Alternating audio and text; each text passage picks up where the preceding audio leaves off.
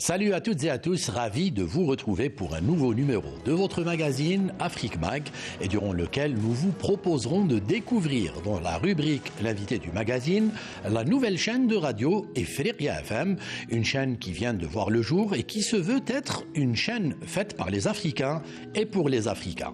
Mais avant cela, place à nos reportages, à commencer par un sujet dédié à l'économie.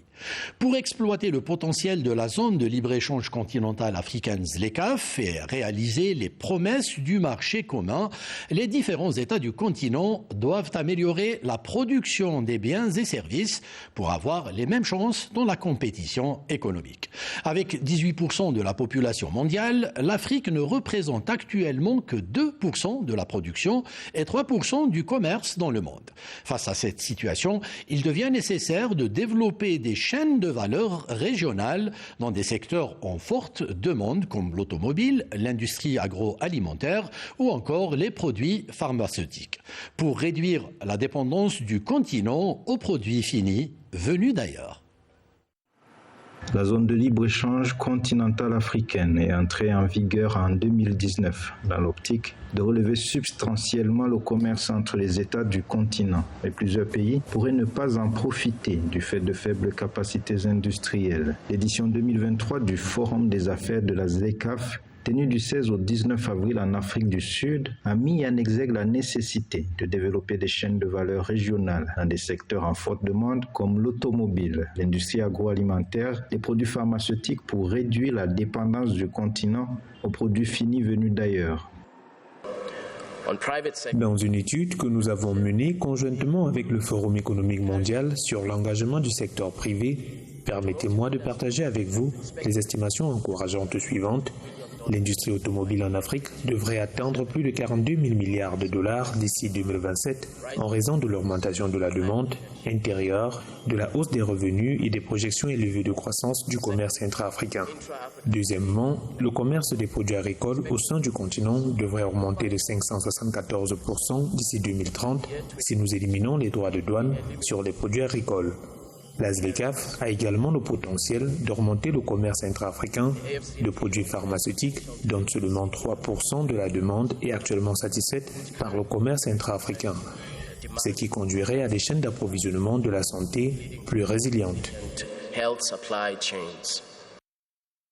Avec ces vastes ressources qui alimentent les industries d'autres continents et avec 18% de la population mondiale, l'Afrique ne représente seulement que 2% de la production mondiale de biens et services, 3% du commerce mondial et 3,1% du PIB de la planète. Avec la ZLECAf, les dirigeants d'institutions financières multilatérales estiment que c'est le moment de se positionner réellement sur les chaînes de valeur. Le marché des véhicules électriques ou le marché de la mobilité électrique devrait représenter 7 000 milliards de dollars d'ici 2030. Il va atteindre 46 000 milliards de dollars d'ici 2050. Il n'y a pas de meilleure opportunité pour les États africains que de transformer structurellement leur économie et de cesser l'exportation des matières premières brutes pour laisser la place aux produits transformés. Encore une fois, les batteries sont très importantes pour la mobilité électrique et la plupart des composantes se trouvent en Afrique. La plupart des pays africains ont un élément ou un minerai qui est nécessaire dans la chaîne de valeur de la mobilité électrique. Donc, ce que nous devons faire, c'est réfléchir à la façon dont nous pouvons peut-être adopter le modèle Airbus où différents pays fabriquent différentes composantes qui sont assemblées pour fabriquer des cellules de batterie, puis des batteries. Pour les échanges au sein de la zone de libre-échange continentale, selon les estimations, nous aurons besoin de plus de 2 millions de camions. Il se peut que ces camions soient importés en Afrique. Nous devons produire ces camions en Afrique. Nous devons construire les batteries en Afrique. Nous avons tout ce qu'il faut pour le faire et nous devons nous assurer de le faire.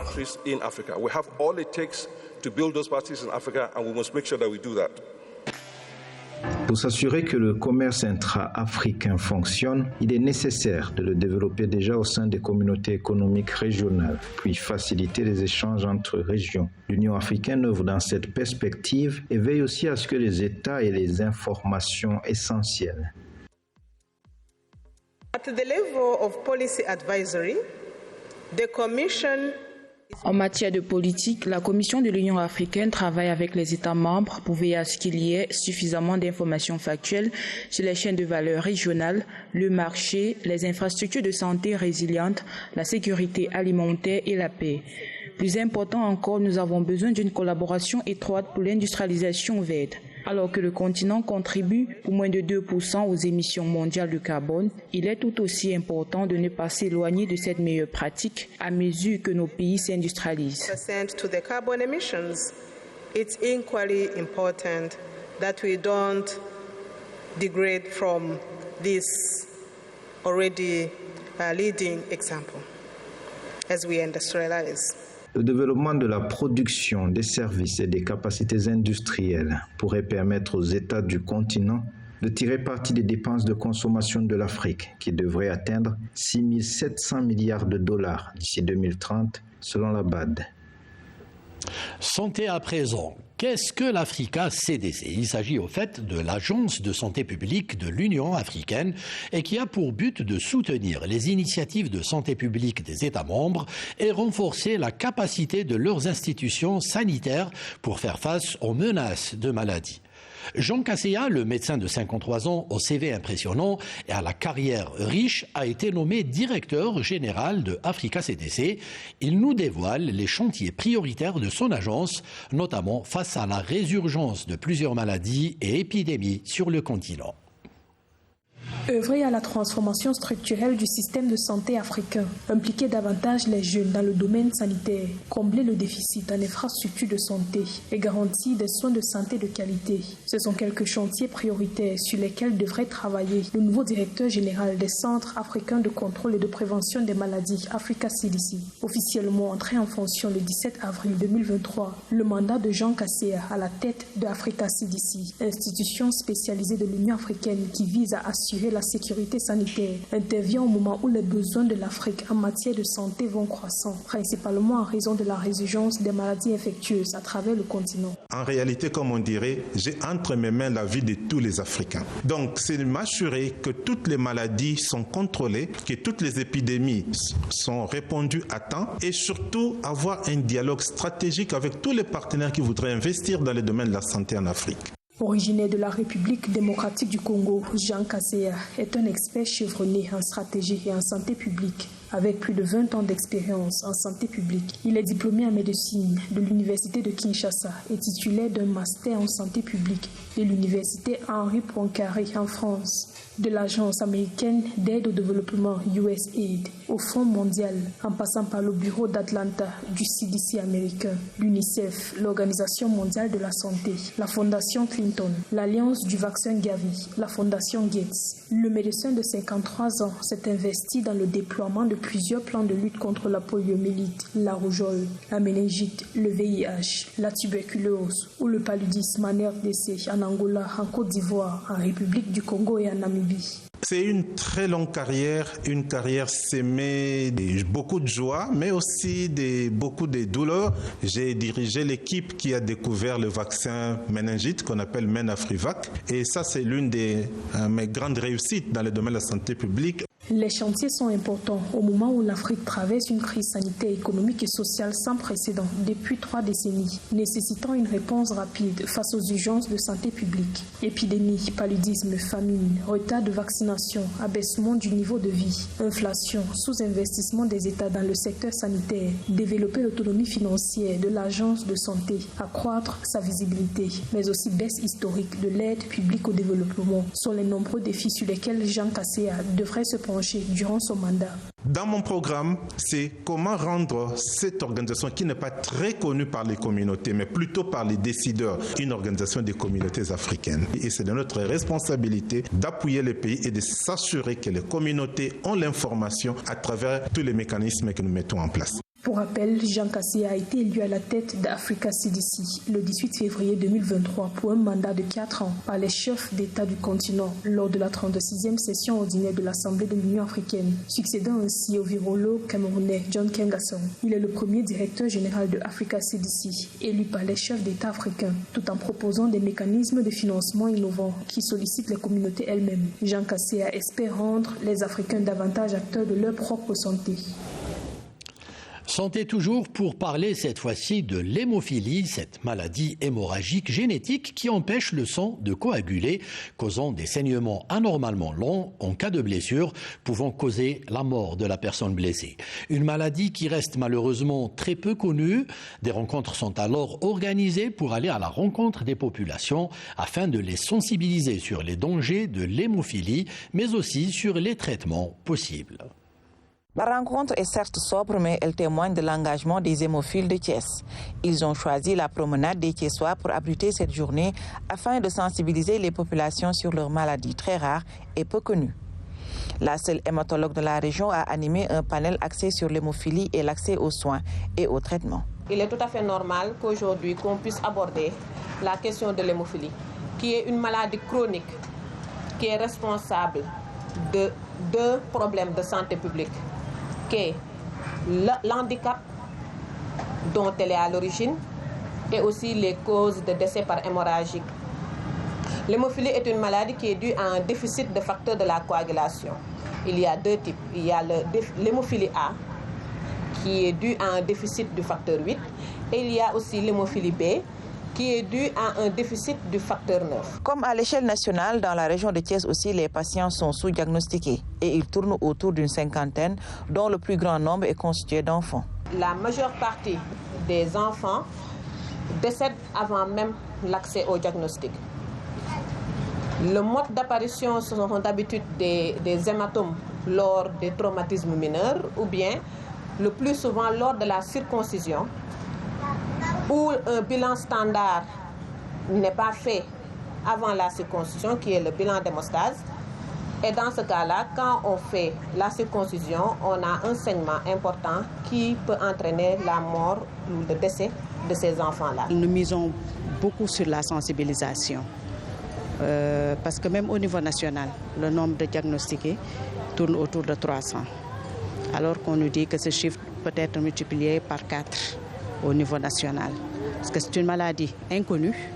Donc au niveau de Thiès, ce diagnostic est confirmé, peut-être tourne autour d'une cinquantaine. Un traitement prophylactique permet à ces enfants de bien vivre leur maladie. La prévention et la prise en charge des saignements restent une préoccupation pour les hémophiles. Ceux de Thiès plaident pour une prise en charge intégrale des facteurs par l'État du Sénégal. Plus de 90% du traitement provient des organismes non gouvernementaux, essentiellement la Fédération mondiale de l'hémophilie. Et que la participation de l'État est estimée à environ 1% pour la disponibilité et l'aide qu'il faut pour prendre en charge ces patients. Donc nous demandons à l'État d'appuyer les patients hémophiles, d'aider les patients hémophiles à avoir leur traitement disponible dans le centre de traitement de référence. Le plaidoyer est donc lancé à l'État pour un appui afin d'amoindrir les coûts de traitement. Par ailleurs, les malades magnifient l'installation à Thiès d'un centre de référence régional, mais aussi la formation du personnel médical pour mieux prendre en charge l'hémophilie. Le continent africain compte plus de 2000 langues locales. Malheureusement, beaucoup d'entre elles sont en voie de disparition. Face à ce constat, les écrivains africains incitent les populations à revenir aux fondamentaux comme la phonétique et la littérature pour préserver la diversité linguistique du continent. Ils sont nombreux ces auteurs africains qui s'inscrivent dans la valorisation des langues autochtones, encore dites langues de chez nous. Le but étant de défendre, révéler et surtout préserver la diversité linguistique des peuples. J'ai remarqué, moi qui suis en contact avec le public, surtout les étudiants et les élèves, aucun d'entre eux ne parle vraiment sa langue. Ils ne savent même pas dire bonjour. Mais sinon, il faut que les parents fassent vraiment beaucoup d'efforts. Au Cameroun, de plus en plus, le volet langue est mis en exergue, est vraiment pris en considération dans les productions. Il faut le dire, pour écrire en langue, pour lire en langue, pour comprendre la langue, il faut apprendre la phonétique. L'Afrique a besoin de son identité. Au Cameroun, tout comme au Gabon, l'idée est la même, la conservation de notre patrimoine linguistique. D'ailleurs, Justine Minsa avec un tournant Makossou, chef Elam Vedia Diop, Amadou Kourouma avec ses expressions malinquées, Fafaro, Yamrodé ou encore Walaï. Il faut donc que le lecteur prenne conscience de littérature française, littérature anglaise, littérature espagnole, c'est pas tout ce que vous voulez, mais qu'il comprenne aussi qu'il y a toute une littérature de nos langues, la naissance des néologismes. viennent de là. Vous voyez, la langue française est beaucoup nourrie de mots qui appartiennent à des langues locales. Ouais, c'est ce qui fait qu'aujourd'hui, on peut se targuer d'avoir plusieurs néologismes. Le plus important, c'est qu'on comprenne ces néologismes à partir de toute une littérature aussi, une littérature locale. Si mettre en lumière le multilinguisme des peuples devient une priorité aujourd'hui pour nombre d'écrivains africains, c'est parce que la plupart de ces langues sont en voie d'extinction au profit de celles du colon. Au Gabon, plusieurs groupes ethniques, écrivains et même des autorités incitent la population à revenir aux fondamentaux, l'usage. Voilà, place à présent à la rubrique « L'invité du MAG » pour aller compromis à la découverte de cette nouvelle chaîne de radio, Ifriqiya FM. Mais avant cela, jingle.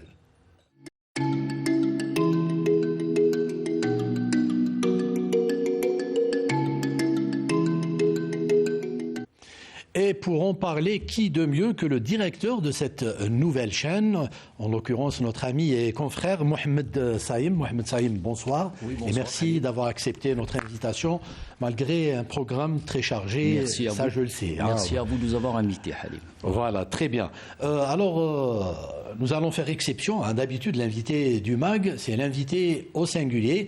Mais pour notre ami Mohamed Saïm, on va faire exception car il ne sera pas seul, il sera accompagné de deux autres invités, en l'occurrence Samuel Akizimana. Bonjour. C'est bien cela. Vous venez du Burundi, c'est bien ça? Exactement. Et vous êtes chroniqueur à Ifriqiya FM. Exactement. Ça va, ça se passe bien avec Mohamed? Oui, ça se passe très bien. Soin de vous. Très bien. Et puis nous avons aussi avec nous Ayouba Ali, Idé Ali. Bien sûr. Vous êtes nigérien et vous êtes chroniqueur aussi. Effectivement. Voilà, très bien. Merci à vous d'avoir accepté donc l'invitation de Canal Algérie. C'est une première, puisque c'est une nouvelle chaîne. Mais avant d'en parler, j'ai un spot à proposer. On va être direct. On va faire de la promo, on va se dire les choses directement. On va vous faire de la pub et entre nous. Qui d'autre pourrait vous faire de la pub que le magazine africain de Canal Algérie? Voilà, donc profitez-en. Je vous propose un spot sur cette chaîne, cette nouvelle chaîne, Ifriqiya FM.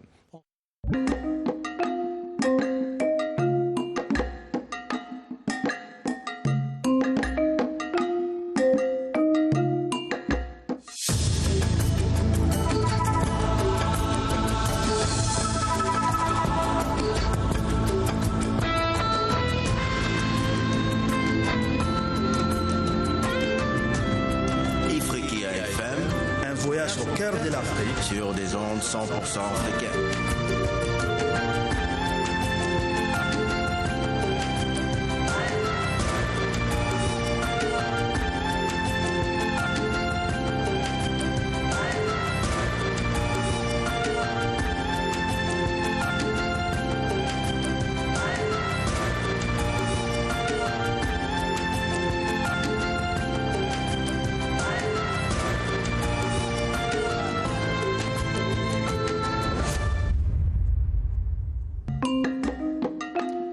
Voilà, je le disais, on va être gentil avec vous, on va vous faire de la promotion. Et j'ai tout de même un reproche à vous faire, spécialement à vous, Mohamed Saïm. Oui. Parce que quand on parle en Algérie d'un nouveau-né, on a souvent droit à une tammena, alors que vous tes venu sans tammena. Là, vous m'avez eu, Halim, absolument, mais vous aurez de la tammena. Inch'Allah, Inch'Allah. Alors, je ne sais pas si mes amis savent ce que c'est que la tammena.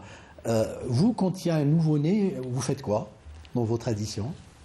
Vous offrez quoi?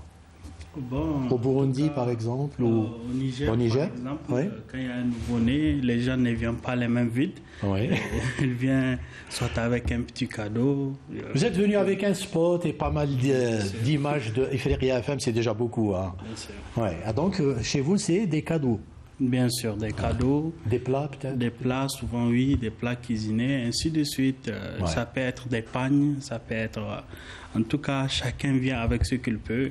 C'est la générosité africaine, en tout cas. Ouais. Et au Burundi? Au Burundi, on vient avec ce qu'on appelle igiseke. Igiseke, c'est une sorte c'est comme une capsule, mais faite dans des pailles. Et à l'intérieur, il y a beaucoup de choses qui vont constituer. Par exemple, il y a des choses pour le bébé, etc. Mais il y a plusieurs qui s'équilibrent, dans le sens où il y a pour la femme, pour l'enfant et pour les invités. Et non seulement ça, avec aussi de quoi boire, etc. C'est pour festoyer. Ah, super. Alors, je disais, je ne sais pas si c'est votre slogan, en tout cas, je disais que Ifriqiya FM se voulait être une chaîne par les Africains et pour les Africains. Ça pourrait être ça, votre slogan? C'est le slogan, Halim. Ah, d'accord. Oui, c'est le slogan. En fait, le slogan, c'est... J'y ai pensé. Voilà, donc Ifriqiya FM, la voix africaine. D'accord. Donc, pour parler de voix africaine, il faudrait que cette radio soit faite par des Africains. Et que par des Africains. Oui. Et pour avoir donc cette voix africaine, il faut, à mon avis, c'est ce que c'était d'ailleurs au début du projet, il fallait un mélange de nationalités. Pour parler à l'Afrique, il faut qu'il y ait une représentativité de toutes ces nationalités. Tout à fait. Nous, Algériens, sommes africains, Ayouba du Niger, Samuel du Burundi, on a aussi de l'Angola, Christina, il y a une équipe donc de plusieurs pays. Et pour pouvoir mettre en œuvre, si vous voulez, ce slogan, pour que ce slogan puisse parler, il faudrait qu'il soit fait par les Africains eux-mêmes, il y a 100% Africains, pour résumer, si vous voulez, le slogan Halim. Oui, très bien. Alors, je faisais ce reproche durant mes premiers numéros de ce magazine, qui est aussi nouveau, Afrique Mag. Souvent, l'Afrique a laissé la place aux autres pour communiquer sur elle. Et souvent, ça s'est fait en véhiculant des clichés qui n'ont pas servi forcément le continent. Est-ce qu'il y a une véritable prise de conscience maintenant de la part des Africains de prendre en charge cet aspect très important de la communication? Oui, effectivement, et c'est un honneur pour moi de dire ça parce que je vais répéter une phrase célèbre de Myriam Makeba, Mama Africa. Elle avait dit la musique est une arme de construction massive car elle peut changer le cours du destin. Mais dans ce cas-là et dans cet ordre-là, nous on va dire la communication est une arme de construction massive et elle va changer le cours du destin. Parce qu'en regardant même avec l'initiative de l'agenda de l'Union africaine 2063, ça dit l'Afrique que nous voulons, the Africa we want. Et c'est ça, c'est nous qui devons la faire. C'est à travers ça, nous devons communiquer. Que ce soit une personne qui est au nord, qui est au sud, nous devons tous être de l'ouest à l'est, nous devons tous être unis pour une seule Afrique et communiquer sur ce que nous voulons, que les gens puissent savoir sur l'Afrique, à travers par exemple Ifriqiya FM, même à travers votre magazine qui est l'objectif. Donc il y a une prise de conscience et non, moi je voudrais revenir qu'il n'y a pas seulement une prise de conscience, il y a des actions qui sont faites pour une Afrique nouvelle. C'est concret maintenant, c'est plus des paroles, mais c'est une rêve qui est réalité maintenant. Et ça vous fait quoi de faire partie de cette aventure, puisque c'est une nouvelle chaîne, donc c'est forcément un challenge. Effectivement, d'ailleurs, je dirais, comme l'a dit mon collègue Samuel, aujourd'hui, Ifriqiya FM donne la possibilité aux Africains de s'informer par eux-mêmes. J'aimerais rentrer dans le vif du sujet en parlant des émissions qu'on anime. Par exemple, moi, je suis chroniqueur, j'anime l'émission « Les Africains parlent aux Africains », dans laquelle on privilégie de parler le plus souvent des figures emblématiques de l'Afrique. On parle de Thomas Sankara, de Lumumba. Donc, c'est pour dire, comme votre première question, on n'accepte plus aujourd'hui que notre histoire, que nos cultures nous soient enseignées ou bien informées par d'autres. Comme le dit Nelson Mandela, l'éducation est l'arme la plus puissante pour changer le monde. Je dirais aussi que l'Afrique n'est pas une exception. Pour changer le monde et pour changer l'Afrique, il faut qu'on s'éduque. Comment s'éduquer? C'est par l'information. L'information crédible, c'est un sentiment africain, comme l'a dit d'ailleurs Thomas Sankara. L'unique façon de vivre digne et libre, c'est d'accepter de vivre africain, d'être libre, d'être africain. Et Ifriqiya FM nous donne cette possibilité de nous informer, de parler de nous, de réécrire notre histoire de la manière la plus crédible possible. Et moi, à travers vos réponses, je comprends mieux pourquoi Mohamed Saïm vous a choisi comme chroniqueur à Ifriqiya FM. Ils sont excellents. Oui, je vous le fais pas dire. Mohamed, c'est la première chaîne en Afrique ou est-ce qu'il existe comme ça des chaînes dans d'autres pays africains? Bon, les chaînes en Afrique, il y a beaucoup de chaînes communautaires, donc de chaînes radio, je parle de chaînes radio. Oui. Il y a les chaînes publiques, bien sûr, dans beaucoup de pays.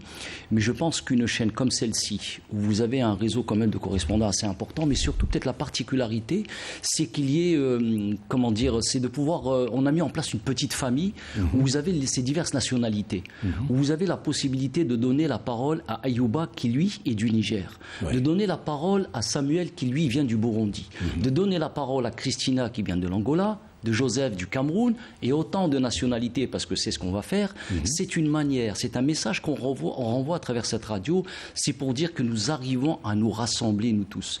Je pense, ne pas me tromper, qu'une radio comme celle-ci, qui essaye d'avoir le maximum de chroniqueurs, de journalistes pour des émissions d'autant de nationalités, je pense qu'il n'y en a pas en Afrique. Voilà. Très bien. Je pense que non. Alors, on a parlé justement du nouveau-né, mais avant qu'il y ait un nouveau-né, c'est souvent beaucoup de travail et vous avez hérité de ça, hein, puisque je rappelle que vous étiez à l'origine du projet de cette... Ça se prépare comment, le lancement d'une chaîne de radio comme Ifriqiya FM? Alors c'est tout un processus, Halim, c'est tout un processus. Le début du processus, c'est, on va dire que la première phase, c'est plus un travail de réflexion. Donc pour préparer et monter un projet de radio, il faut déjà cibler son auditoire. L'auditoire, à la base, il était ciblé. C'est l'Afrique. Pour pouvoir mettre une équipe, une rédaction, c'est déjà choisir les bonnes personnes, les bons profils, les professionnels.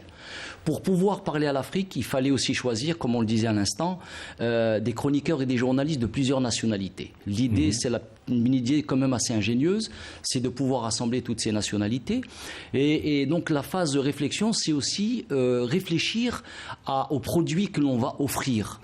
Qui va pouvoir les faire? Qui va pouvoir les mettre en place? Là, il faut un travail de réflexion, c'est un travail profond. Ça a mis du temps, on a pris beaucoup de temps pour ça. Et dans une radio, il y a ce qu'on appelle une grille des programmes. Donc, mettre en place, c'est très minutieux, très minutieux. Donc, à la minute près, 6 heures du matin, les tops, vous avez à 6 heures 2 minutes telle chronique, 6 heures 7 minutes tel produit, telle chronique, ainsi de suite. Donc, déjà, mettre en place la grille, c'est un travail immense. Et pour pouvoir expliquer la grille, il faut ce qu'on appelle les fiches techniques, c'est-à-dire expliquer chaque contenu dans la grille et ses objectifs. Si on fait telle chronique, par exemple, je vais vous donner un exemple de l'escale, ce qu'on appelle nous l'escale africaine. L'escale africaine, c'est en fait, il faut l'expliquer. Pourquoi on a choisi l'escale africaine? C'est pour faire la promotion du tourisme en Afrique. On choisit un lieu, un site, un habit traditionnel et on essaye d'en parler, de raconter et de faire la promotion de ce tourisme ou des traditions en Afrique. On va revenir en détail sur la grille et le contenu. Je voulais juste savoir à quel point c'était quand même immense. Du boulot. C'est du boulot, du boulot, Halim, c'est immense, c'est beaucoup de travail, beaucoup de réflexion et on a mis beaucoup de temps pour le faire. Mais quand on voit le résultat aujourd'hui, quand on voit l'équipe, franchement, il y a de quoi être fier. Chapeau. Vraiment de quoi être fier. Et je sais que vous êtes encore très pris et merci de prendre sur votre temps pour venir ici nous parler justement de Ifriqiya FM. Ifriqiya FM, dont le lancement a été suivi par notre ami Amal Bouarba dans ce sujet. On regarde. Bonjour à tous, bienvenue sur Ifriqiya FM, sur la musique de Myriam Makeba. Vous êtes sur votre nouvelle station.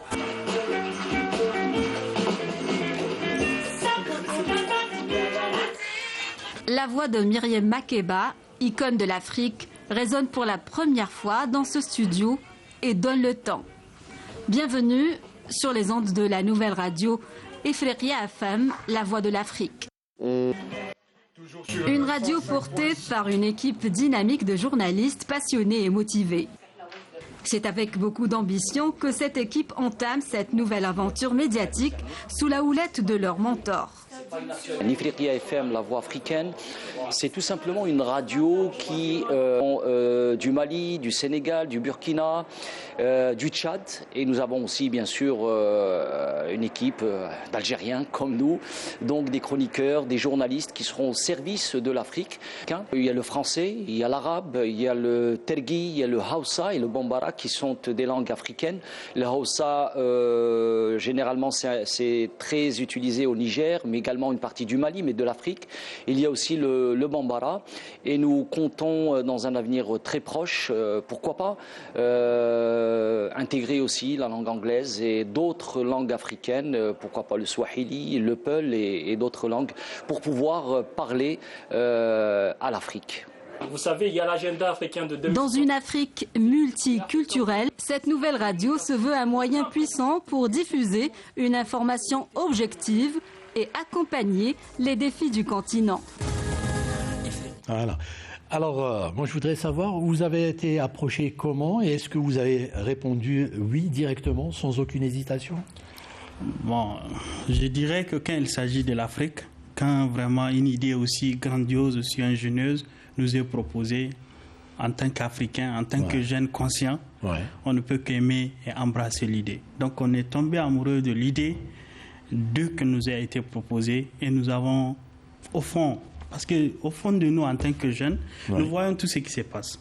Des jeunes qui n'aiment plus l'Afrique, si on peut le dire, qui quittent l'Afrique, qui voyagent, qui se sacrifient dans la Méditerranée, dans le désert, tout ça là. Nous, on s'est dit qu'en tant que jeunes conscients, éduqués, on s'est dit qu'il faut aimer l'Afrique. Et pour aimer l'Afrique, pour témoigner son amour pour l'Afrique, c'est avec des initiatives du genre.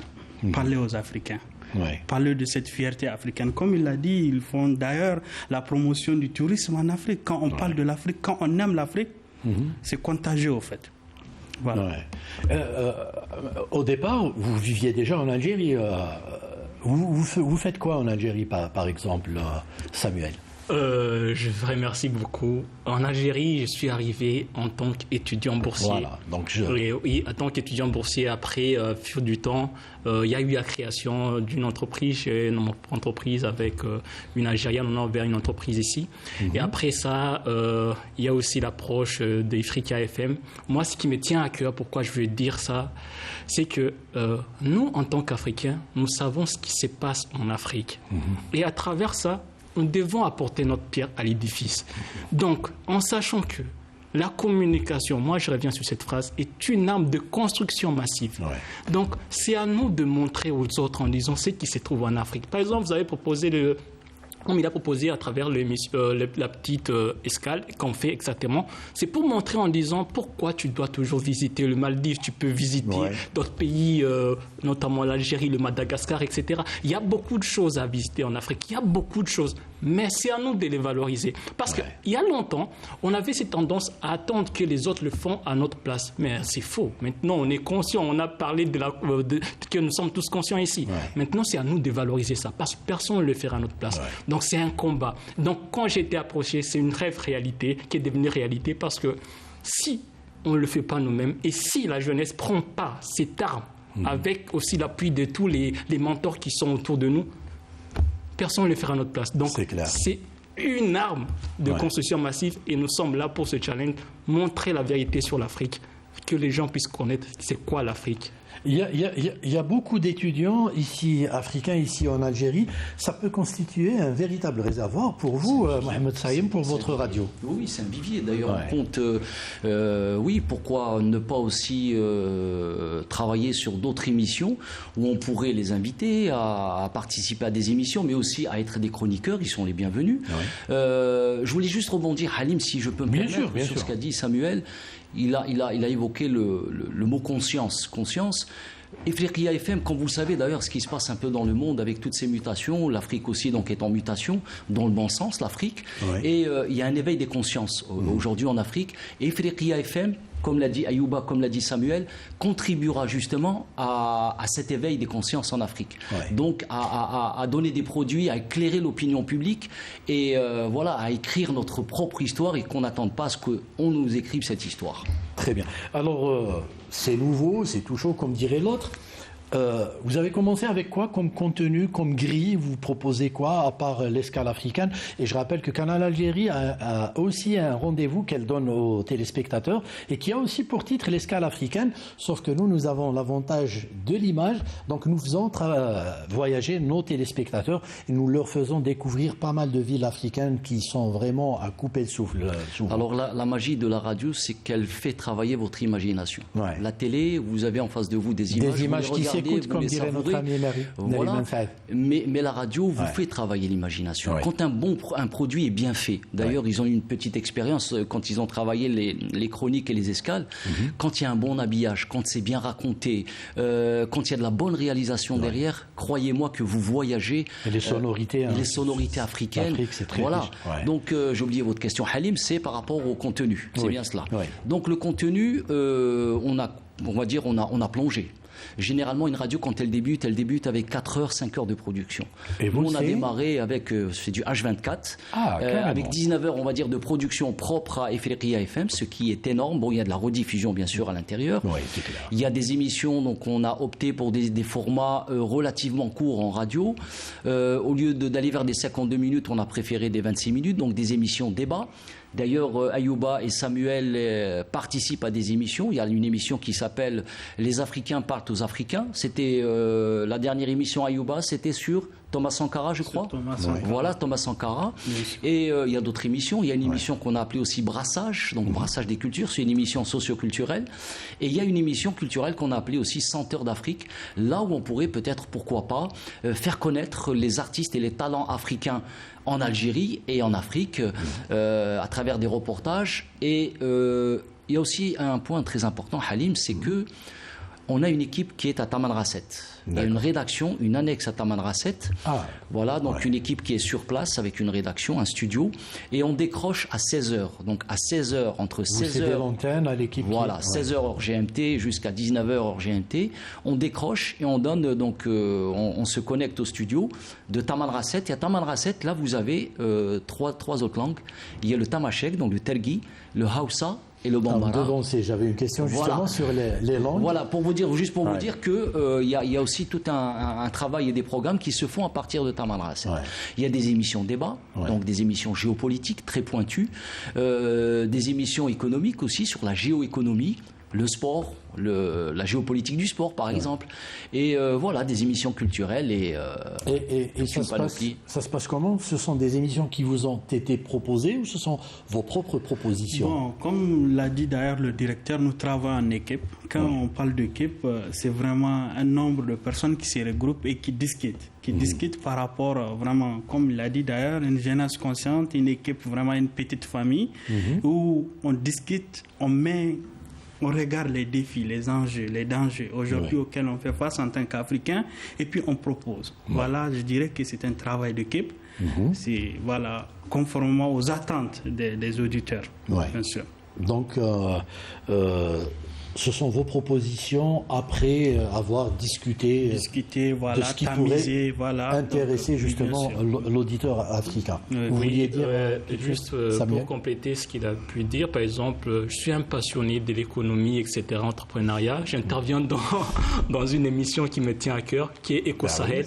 Et à travers cette émission, nous proposons des solutions, nous discussions sur les impacts qui sont là. Mais ce qui nous tient à cœur à travers tout ça, c'est-à-dire que à travers nos émissions, c'est spécial. Pourquoi c'est spécial? Parce que nous sommes là en sachant les causes et les conséquences qui sont en Afrique, mais nous voulons une Afrique producteur et non consommatrice tous les jours. C'est ça, nous voulons l'éveil des consciences en disant nous voulons des infrastructures en Afrique. Quel genre d'infrastructures en Afrique? Et quelles sont des infrastructures qui sont par exemple adaptées à tel et tel pays, etc. Donc là, nous discutons parce qu'à travers une famille, différentes nationalités, chacun connaît les défis de son pays, etc. Mais à travers ça, nous allons nous rendre compte que nous avons des défis communs.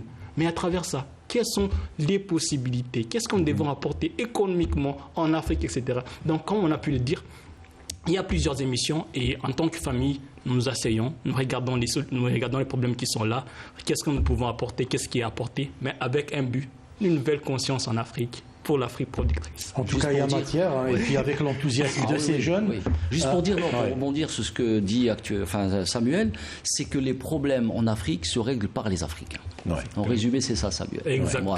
Personne ne va les régler à notre place. C'est à nous de les régler. Voilà. Et puis, comme la nature a horreur du vide, on a été souvent contraint d'aller chercher l'information sur les autres médias, et ce sont des médias qui ne nous servent pas forcément. Bien sûr, surtout sur le plan culturel.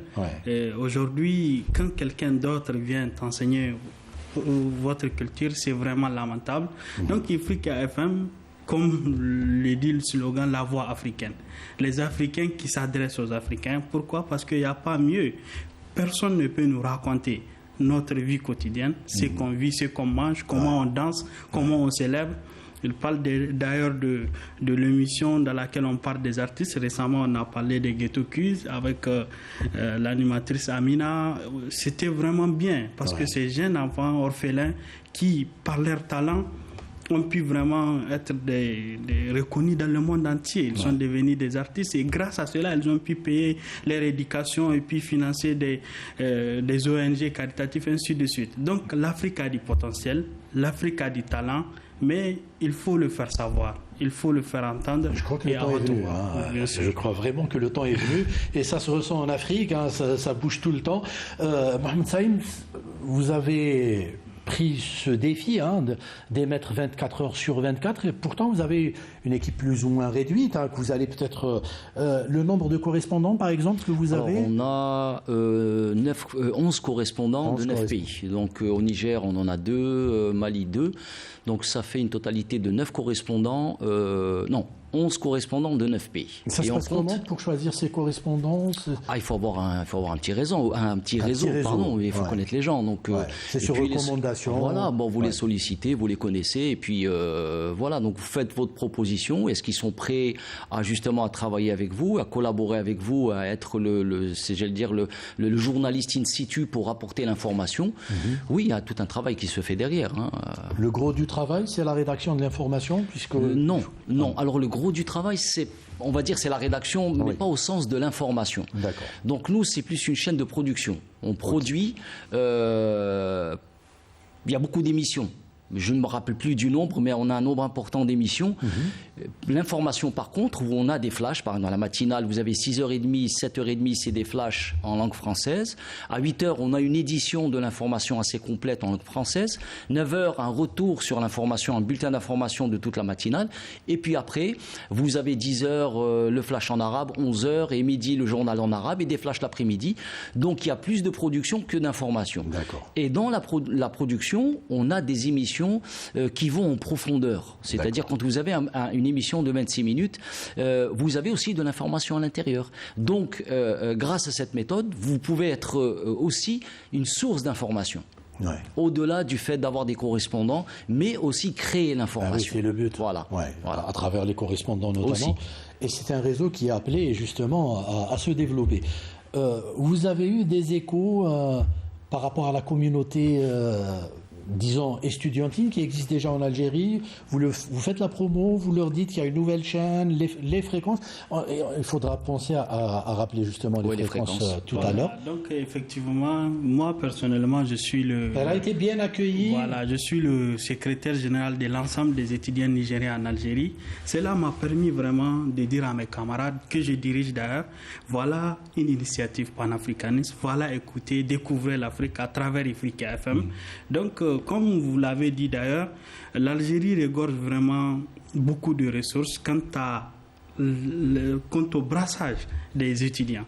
Moi, ici en Algérie, je le dis tout le temps d'ailleurs, l'Algérie ne m'a pas mis en contact avec des Algériens, non. Ça m'a mis en contact avec toute l'Afrique. Quand je suis dans un bloc, dans une cité où je loge avec des Burundais, des Soudanais, des Mauritaniens et jusqu'au-delà des Palestiniens, je découvre l'Afrique, je découvre l'autre et je comprends que l'Afrique doit être unie, elle est unie d'ailleurs, et c'est grâce à des initiatives du genre que nous pouvons vraiment faire ressortir notre fierté d'être africain et le faire savoir au monde qu'on est fier d'être africain. Pour votre émission, par exemple, vous cherchez à avoir le feedback par rapport aux gens qui suivent cette radio pour pouvoir l'améliorer, peut-être pour apporter un peu plus de contenu, Samuel ? Oui, il y a des feedbacks. Pourquoi ?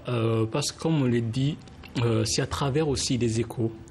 On entend ce qui se passe et comme il a pu le dire Ayoub, l'Algérie regroupe presque tous les pays de l'Afrique ici à travers le côté estudiantin et non seulement c'est la crème de la crème. Comme il a pu le dire, lorsque nous retournons, c'est une petite anecdote, quand on est à travers nos cités, à travers nos chambres avec les différentes nationalités, on s'assoit. Là, on discute. On discute sur quoi ? Sur les situations qui sont en Afrique. En disant, qu'est-ce qui se passe en Afrique ? Qu'est-ce que vous en pensez ? Qu'est-ce qu'on doit apporter, etc. Et non seulement, je tiens à préciser, l'Algérie regorge la crème de la crème. Parce que de par nos pays, nous sommes sélectionnés à travers des bourses pour venir en Algérie.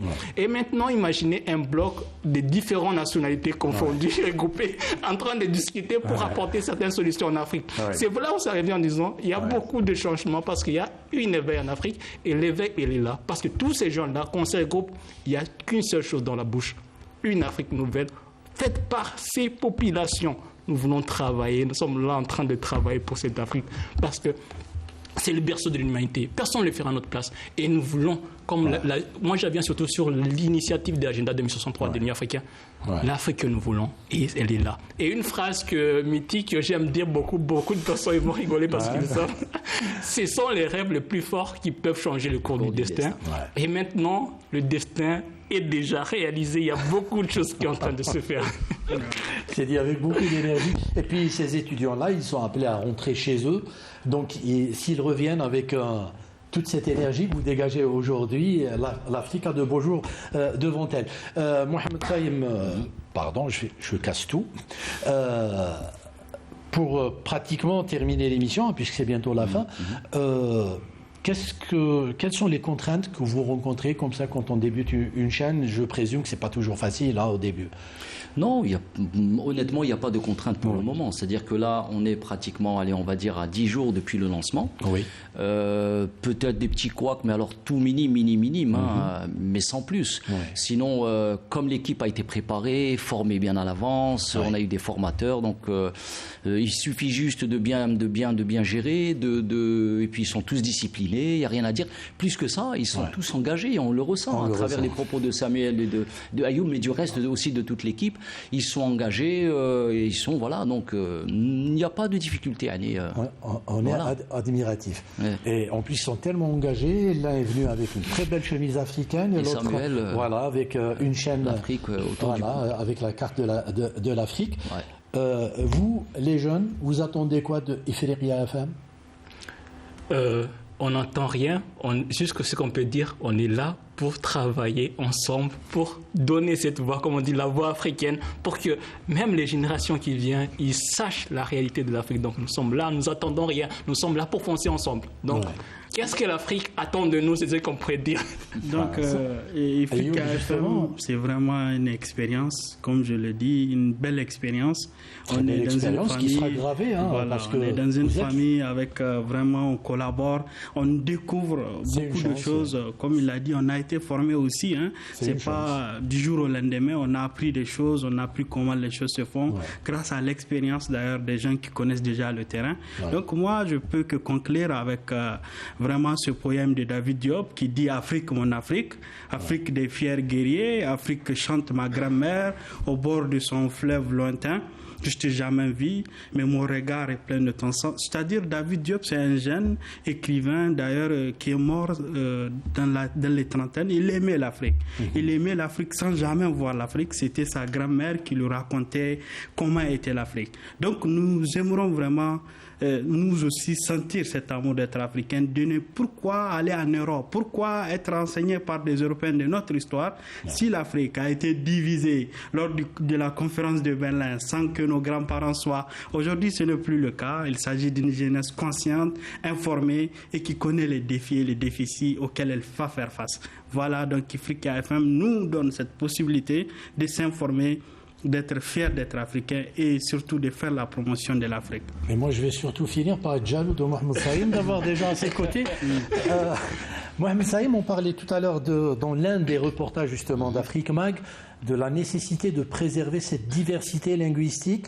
Vous pouvez aussi apporter votre contribution dans ce domaine? Oui, c'est fait, c'est pris en charge d'ailleurs depuis le lancement. Donc c'est une chaîne qui aura 5 langues, donc le français, parce qu'il y a beaucoup, c'est une langue qui est très utilisée en Afrique, l'arabe aussi, le tamashek, donc le tergui, le hausa, le bambara, et on compte justement aller beaucoup plus loin, pourquoi pas le swahili, peut-être le wolof ou le peul, mais ça bon, c'est un travail qui va se faire peut-être à moyen terme, mais c'est une manière aussi de préserver ces langues. Donc on en discutait tout à l'heure avec Ayouba, peut-être on ira encore beaucoup plus loin, voir qu'il y a peut-être des langues que nous on ne connaît pas, que moi je ne connais pas. Il y a combien de langues? On a parlé 2000 ou je sais plus combien. On a parlé de 2000 langues locales. C'est énorme, c'est énorme. Ça c'est un patrimoine, qu'il va falloir préserver. Et oui, Ifriqiya FM fera aussi un travail pour la préservation du patrimoine matériel, immatériel africain, que ce soit les langues ou autres. Très bien. Pour conclure, messieurs, qu'est-ce qu'on peut vous souhaiter? Samuel? Moi, j'aimerais lancer un appel à la jeunesse, c'est-à-dire que nous devons travailler pour cette Afrique que nous aimons. Comme l'initiative de l'agenda 2063 le dit, l'Afrique que nous voulons, c'est à nous de la faire. Donc du coup, faisons-le surtout avec joie, pas étant crispé. Il faut sourire, il faut être joyeux parce que c'est ça l'Afrique, c'est la joie, le berceau de l'humanité. Ayouba est un peu timide, mais on sent qu'aussi il dégage beaucoup d'énergie. Ayouba, qu'est-ce qu'on peut vous souhaiter? Bon, aujourd'hui, c'est vraiment que chacun vient mettre ses briques dans l'édifice. Nous, avec le directeur, avec tout le monde, on a lancé. Mais c'est un rêve qui continue encore. C'est grâce à chaque Africain de s'inspirer de cela, d'écouter et d'amener sa contribution dans la mesure du possible en écoutant. Donc j'appelle l'ensemble des Africains, où qu'ils soient, à l'aise dans tous les 4 points cardinaux de l'Afrique, d'être à l'écoute, d'écouter et d'encourager encore, parce que c'est un travail de l'Afrique. Quand on dit Afrique, c'est tout le monde. Donc c'est la chose de tout le monde. Voilà. C'est un nouveau combat. Nos parents et nos grands-parents se sont bien sacrifiés pour que nous puissions justement jouir de cette indépendance.